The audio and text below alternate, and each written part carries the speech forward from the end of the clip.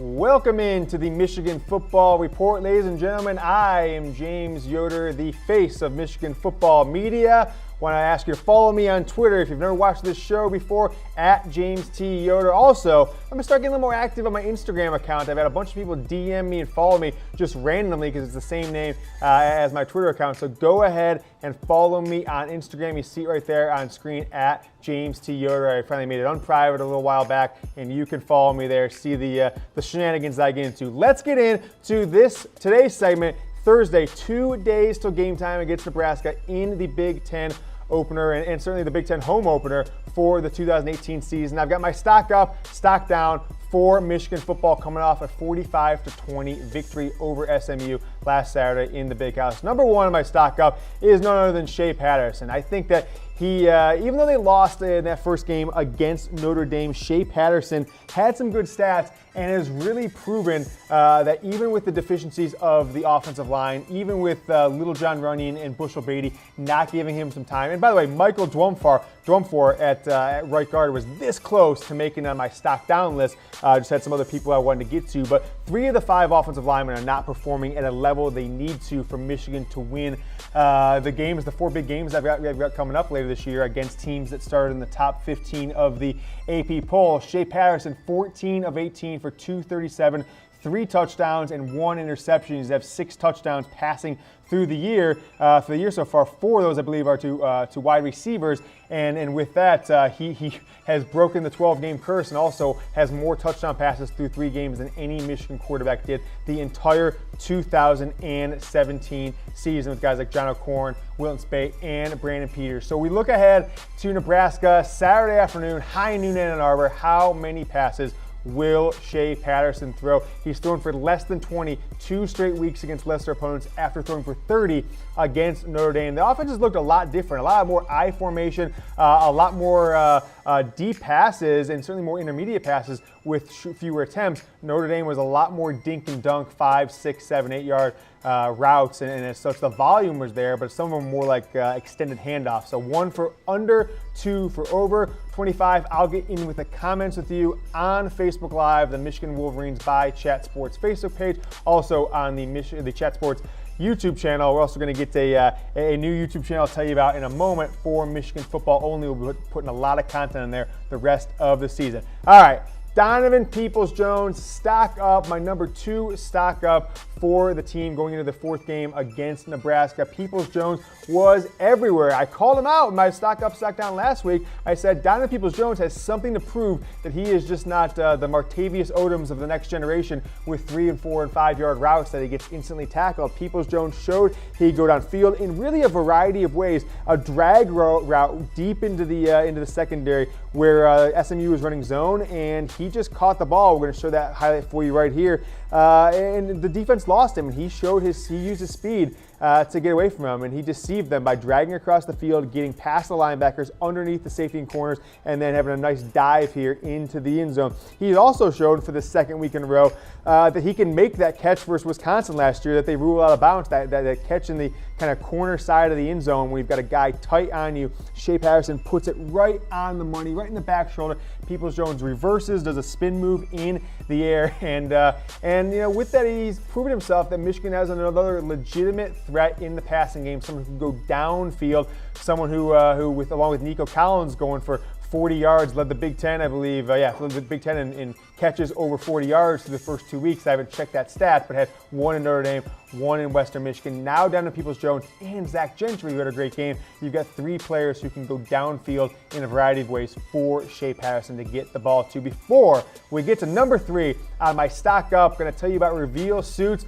You've got just today, ladies and gentlemen, the 20th, Thursday, September 20th, your last day to get the $100 off this Reveal suit. I'm going to open up my coat so everybody can see. This is what I would do if I walked into a meeting with a bunch of Michigan State grads. I'd be doing one of these. You can have this coat. They are not yet for sale to the public, but you can be one of the first people to wear the Michigan Reveal coat, Reveal Suits. It's what's inside info at revealsuits.com locks you in. Gotta be today. It's gotta be today. Info at revealsuits.com will lock you in the $295, $100 off. You will not get a better deal from that. This is a high quality sports coat. This is phenomenal. I wear it whether it said Michigan or not. I encourage you to get going with them. Get one, buy one for a friend, a brother, a sister, whoever would love one from Michigan football this football season before they're sold out. $100 off. Next up, number 3 on my stock up for the game against SMU, Zach Gentry. How about Zach Gentry with 4 catches, for 95 yards receiving. Didn't get into the end zone,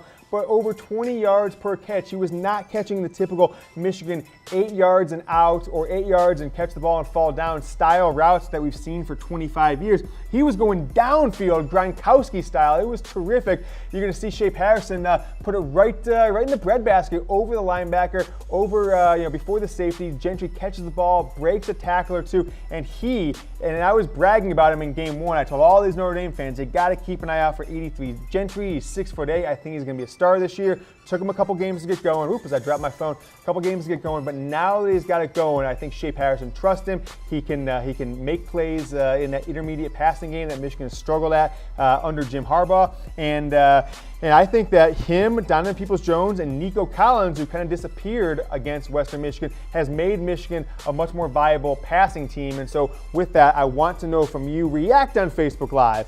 Michigan Wolverines by Chat Sports Facebook Live channel.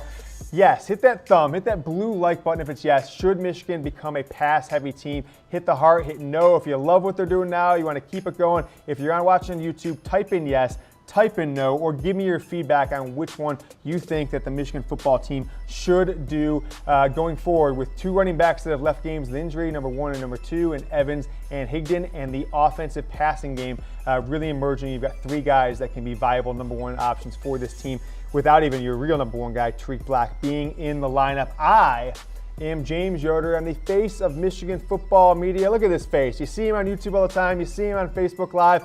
And we're getting a new YouTube channel just for Michigan football. Go ahead and click that link right there. Type that link in. Chatsports.com. Type in Michigan TV. You will redirect to the Michigan Football Report YouTube channel. Michigan-only content. I'm going to be putting some exclusive stuff on there that goes nowhere else on the internet as we push through the season. But I got to get enough people subscribed. And a couple hundred over the last week, 2 weeks.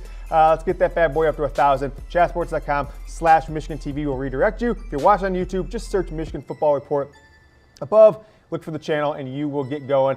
All right, let's keep it moving. Who else has their stock up? True Wilson, a guy who was an afterthought. He wasn't even a real recruit. He came in as a walk-on, a state of Michigan superstar, had a lot of stats against some weaker competition, didn't have the size, I thought, when I first heard about him and saw him.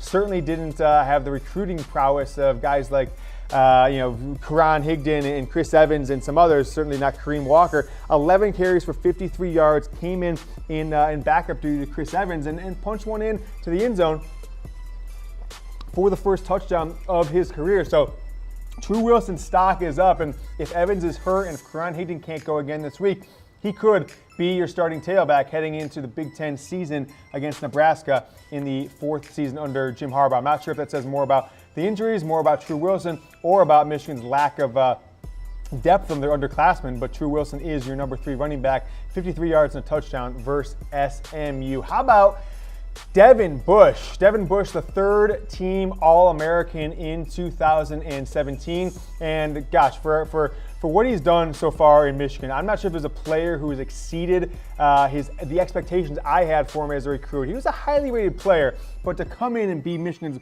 in my opinion, best player on the defense for 2 straight years as a guy when he came in overshadowed by Lavert Hill, overshadowed by Rashawn Gary, overshadowed by, in your own recruiting class on the offensive side, Brandon Peters and Kareem Walker.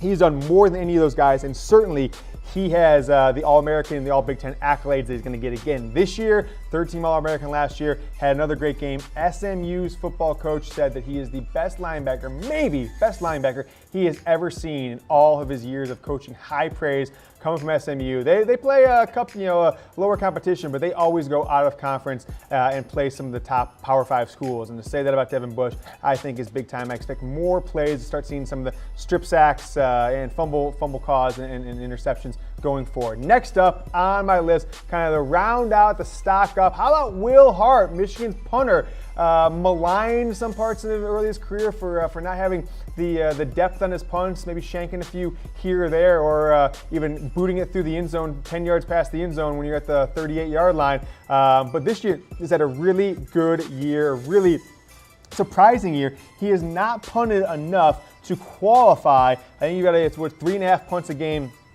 is the minimum you can have to qualify for the NCAA stat leaders. But if he were to qualify after having another 50-yard average against SMU, he's averaging 50 for the year, he would be third in the entire country. Georgia State's punter and Colorado State's punter are averaging just slightly higher than 50. You got 50.3 and then 53 on the nose for Brandon Wright out of Georgia State. So Will Hart has really proven to be a strength for Michigan when they do punt. Didn't have to punt really in the second half, but those first 2 punts to start the game for Michigan, he had a terrific game again for the 3rd straight game. It's always good to have a guy like Will Hart to get win the field position battle. So those are our stock ups. I'll go through them one more time. Shea Patterson, really the offensive passing game. Shea Patterson, Donovan Peoples-Jones, and Zach Gentry, a guy who came into Michigan as a quarterback, switched to tight end. The last 3 on my stock up. You've got True Wilson, 3rd string running back, walk-on, 3rd year in the program. Devin Bush, last year's All-American